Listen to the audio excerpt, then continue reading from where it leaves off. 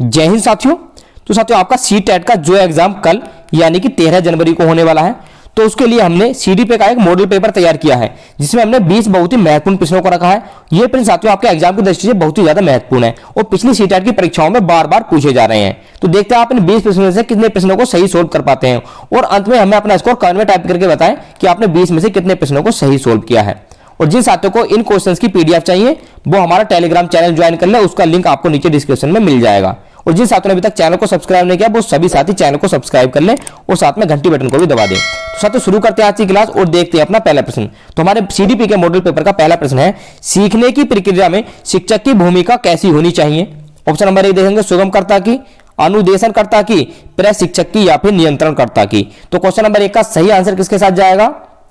इसका सही आंसर जाएगा साथियों ऑप्शन नंबर 1 के साथ। सीखने की प्रक्रिया में शिक्षक की भूमिका एक सुगमकर्ता की होनी चाहिए। ऑप्शन नंबर 1 इस प्रश्न के लिए बिल्कुल सही आंसर होगा। अगला प्रश्न देंगे, प्रश्न नंबर 2 ये रहा आपकी स्क्रीन पर। निम्नलिखित में से एक प्राथमिक स्तर के शिक्षक के लिए सबसे महत्वपूर्ण गुण कौन सा है? शिक्षण विधियों में सक्षमता और विषय का ज्ञान, या फिर धैर्य और लगन, या उच्च मानक भाषा में पढ़ाने की क्षमता, या फिर पढ़ाने की उत्सुकता। तो क्वेश्चन नंबर 2 का सही आंसर क्या होगा? इसका सही आंसर हो जाएगा साथियों ऑप्शन नंबर 2 धैर्य और लगन। ऑप्शन नंबर 2 इस प्रश्न के लिए बिल्कुल सही आंसर हो जाएगा, क्योंकि साथियों इस स्तर के बालक की मानसिक क्षमता जो होती है वो बहुत ही कम होती है और अधिगम कार्य बहुत कम गति से होता है, जिससे बालक को सीखने में ज्यादा समय लगता है। इसलिए धैर्य और लगन प्राथमिक स्तर के शिक्षक में होना जरूरी है। अगला प्रश्न देंगे, प्रश्न नंबर 3 हमारी आज की क्लास का। मूल्यांकन किया जाना चाहिए, मूल्यांकन से बच्चे पढ़ेंगे इसलिए किया जाना चाहिए, या फिर पता लगता है बच्चों की उपलब्धि का या बच्चों के सीखने के स्तर का ज्ञान होता है, या फिर शिक्षकों की उपलब्धि का पता लगता है। साथियों मूल्यांकन किस लिए करना चाहिए? क्वेश्चन नंबर 3 का सही आंसर क्या होगा? इसका सही आंसर होगा साथियों ऑप्शन नंबर 3। इससे बच्चों के सीखने के स्तर का ज्ञान होता है कि बच्चा कहां तक अभी सीख चुका है। ऑप्शन नंबर 3 इसके लिए सही आंसर हो जाएगा। अगला प्रश्न देंगे, प्रश्न नंबर 4 हमारी आज की क्लास का। शैक्षिक भ्रमण अधिगम के लिए आवश्यक साधन क्यों है?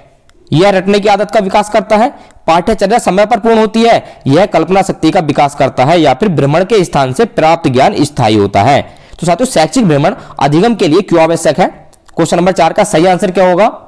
इसका सही आंसर हो जाएगा साथियों ऑप्शन नंबर 4 कि भ्रमण के स्थान से प्राप्त ज्ञान हमारा स्थायी होता है। अब हमने ताजमहल पर भ्रमण करा दिया बच्चों को, तो वो ताजमहल के बारे में हर एक चीज जान जाएंगे कि यह किस शहर में है, उसके बारे में सारी चीजें जान जाएंगे और यह ज्ञान उन्हें आगे तक याद रहेगा, यानी कि स्थायी होगा। तो भ्रमण के स्थान से प्राप्त ज्ञान जो होता है वो स्थायी होता है। ऑप्शन नंबर 4 इस प्रश्न के लिए बिल्कुल सही आंसर होगा। अगला प्रश्न देखेंगे, प्रश्न नंबर 5 आपकी स्क्रीन पर यह रहा। सीखने की खेल विधि उपयोगी है बाल्यावस्था हेतु, पूर्व बाल्यावस्था हेतु, युवावस्था हेतु, या फिर परिपक्व अवस्था हेतु। तो साथियों सीखने की खेल विधि किसके लिए उपयोगी है, कौन सी अवस्था के लिए उपयोगी है? क्वेश्चन नंबर 5 का सही आंसर क्या होगा? इसका सही आंसर हो जाएगा साथियों ऑप्शन नंबर 1 बाल्यावस्था हेतु, और यह अवस्था 6 से 12 वर्ष तक की आयु तक होती है। तो ऑप्शन नंबर 1 इस प्रश्न के लिए बिल्कुल सही आंसर हो जाएगा। अगला प्रश्न देंगे, प्रश्न नंबर 6 ये रहा आपकी स्क्रीन पर। निम्नलिखित में से कौन सी मूल्यांकन की प्रविधि है? प्रश्नावली, साक्षात्कार, मत सूची, या फिर ये सभी। तो क्वेश्चन नंबर 6 का सही आंसर क्या होगा?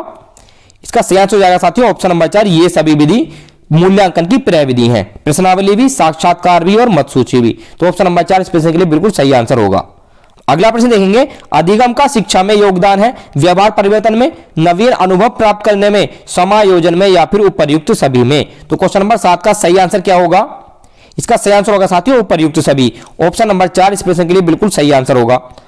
अगला प्रश्न देखेंगे, प्रश्न नंबर 8 है। मूल्यांकन का उद्देश्य है बच्चों को उत्तीर्ण या अनुत्तीर्ण घोषित करना, बच्चों ने क्या सीखा यह जानना, या फिर बच्चे के सीखने में आई कठिनाई को जानना, या उपर्युक्त सभी। तो क्वेश्चन नंबर 8 का सही आंसर क्या होगा? इसका सही आंसर हो जाएगा साथियों ऑप्शन नंबर 4 उपर्युक्त सभी। ऑप्शन नंबर 4 इस प्रश्न के लिए बिल्कुल सही आंसर होगा। अगला प्रश्न देंगे, प्रश्न नंबर 9 ये रहा हमारी स्क्रीन पर। शिक्षण के आधार पर इसके कितने चर हैं? 1 चर, 2, 3, या फिर 4। तो क्वेश्चन नंबर 9 का सही आंसर क्या होगा? इसका सही आंसर हो जाएगा साथियों शिक्षण के आधार पर इसके 3 चर होते हैं। ऑप्शन नंबर 3 इस प्रश्न के लिए सही आंसर हो जाएगा। और वो चर कौन कौन से हैं? पहले नंबर पर हमारा आता है शिक्षक, शिक्षक हो जाएगा। दूसरे नंबर पर हमारा आता है छात्र, और तीसरा हमारा होता है पाठ्यक्रम।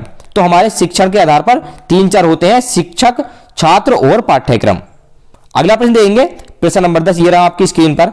शिक्षण अधिगम प्रक्रिया को प्रारंभ करने से पहले एक कुशल अध्यापक को क्या करना चाहिए? छात्रों को पहले दंडित करना चाहिए, या चुटकुले सुनाने चाहिए, या फिर अधिगम परिस्थितियां उत्पन्न करनी चाहिए, या फिर आराम करना चाहिए? तो क्वेश्चन नंबर 10 का सही आंसर क्या होगा?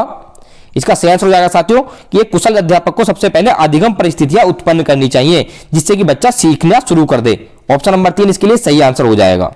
अगला प्रश्न देखेंगे, प्रश्न नंबर 11 हमारे आज की क्लास का, जीन पियाजे मुख्य रूप से किसके अध्ययन के लिए जाने जाते हैं? तो साथियों आपके सीटेट एग्जाम में इस बार जीन पियाजे से एक ना एक क्वेश्चन हर एक शिफ्ट में जरूर बन रहा है, तो इस क्वेश्चन को ध्यान से देखेंगे। वेरी वेरी इंपॉर्टेंट क्वेश्चन है आपका ये। तो जीन पियाजे मुख्य रूप से किसके अध्ययन के लिए जाने जाते हैं? भाषा विकास के, यौन विकास के, संज्ञानात्मक विकास के या फिर सामाजिक विकास के लिए। तो क्वेश्चन नंबर 11 का सही आंसर क्या होगा? इसका सही आंसर हो जाएगा साथियों ऑप्शन नंबर 3, संज्ञानात्मक विकास के लिए जाने जाते हैं। ऑप्शन नंबर 3 इस प्रश्न के लिए सही आंसर हो जाएगा।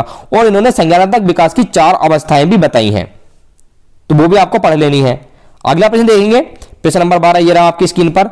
थॉर्नडाइक का सिद्धांत निम्न में से कौन सी श्रेणी में आता है? व्यवहारात्मक सिद्धांत, संज्ञानात्मक सिद्धांत, मनोविश्लेषणात्मक सिद्धांत या फिर उपर्युक्त में से कोई नहीं। तो साथियों थॉर्नडाइक ने जो सिद्धांत दिया था वह कौन सी श्रेणी में आता? क्वेश्चन नंबर 12 का सही आंसर क्या होगा? इसका सही आंसर होगा साथियों ऑप्शन नंबर 1, व्यवहारात्मक सिद्धांत के अंतर्गत आता है। ऑप्शन नंबर 1 इस प्रश्न के लिए बिल्कुल सही आंसर हो जाएगा। अगला प्रश्न देखेंगे, प्रश्न नंबर 13 हमारी आज की क्लास का, आंख के रंग को कौन सा कारक प्रभावित करता है? अब हमारी आंखों के रंग को कौन सा कारक प्रभावित करेगा? वातावरण, आनुवंशिकता, हार्मोन या फिर समाज? तो क्वेश्चन नंबर 13 का सही आंसर क्या होगा? इसका सही आंसर हो जाएगा साथियों ऑप्शन नंबर 2, आनुवंशिकता प्रभावित करेगी। ऑप्शन नंबर 2 इस प्रश्न के लिए बिल्कुल सही आंसर होगा। अगला प्रश्न देखेंगे, प्रश्न नंबर 14 हमारी आज की क्लास का, निम्नलिखित में से किस एक से शिशु के अधिगम को सहायता नहीं मिलती है? ऑप्शन नंबर 1 देखेंगे, अनुकरण से, अभिप्रेरणा से, स्कूल का बस्ता या फिर पुरस्कार। तो निम्नलिखित में से कौन सा एक है जिससे शिशु के अधिगम को सहायता नहीं मिलती? क्वेश्चन नंबर 14 का सही आंसर क्या होगा?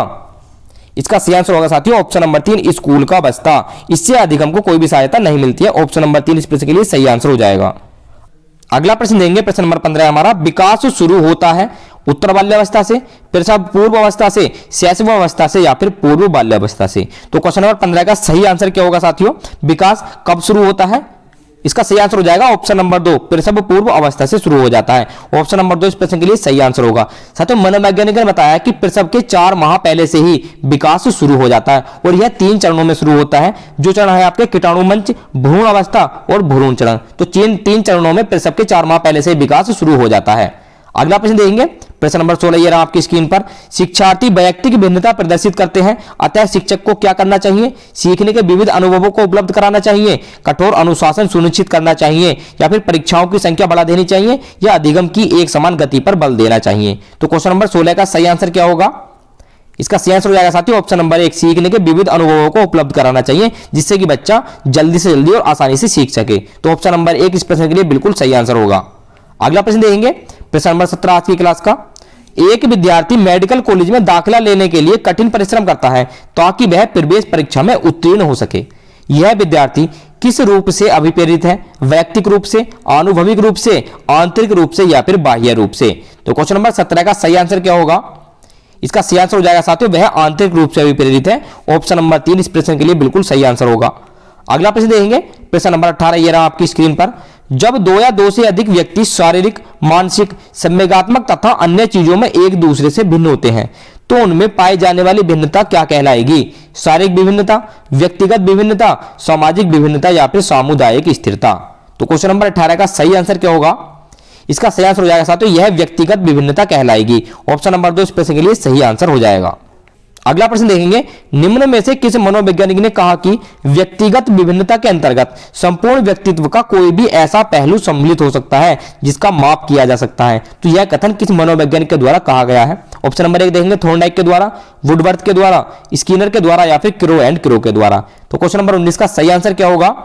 इसका सही आंसर हो जाएगा साथियों यह कथन स्किनर ने कहा है। ऑप्शन नंबर 3 इस प्रश्न के लिए सही आंसर हो जाएगा। और साथियों स्किनर ने अपना प्रयोग किस पर किया था? स्किनर ने अपना प्रयोग कबूतर पर किया था और क्रिया प्रसूत अनुबंधन का सिद्धांत भी स्किनर ने दिया था। तो ये सभी भी आपको ध्यान रखने हैं। अगला प्रश्न देखेंगे, प्रश्न नंबर 20 है और ये हमारी आज की क्लास का लास्ट प्रश्न है। निम्नलिखित में से कौन सा मुख्य रूप से आनुवांशिकता संबंधी कारक है? तो आनुवांशिकता संबंधी कारक हमें बताना है। आंखों का रंग, सामाजिक गतिविधियों में भागीदारिता, समकक्ष व्यक्तियों के समूह के प्रति अभिवृत्ति या फिर चिंतन पैटर्न? तो क्वेश्चन नंबर 20 का सही आंसर क्या होगा?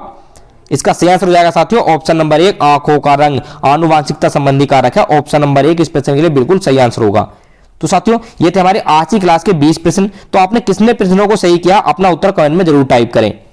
और जिन साथियों ने अभी तक हमारे चैनल को सब्सक्राइब नहीं किया उनसे मेरा निवेदन है वो सभी साथी चैनल को सब्सक्राइब कर लें और साथ में घंटी बटन को भी दबा लें, जिससे कि हमारे वीडियो की नोटिफिकेशन आप तक पहुंच जाए। तो हम आपसे मिलते हैं अगली क्लास में। जय हिंद।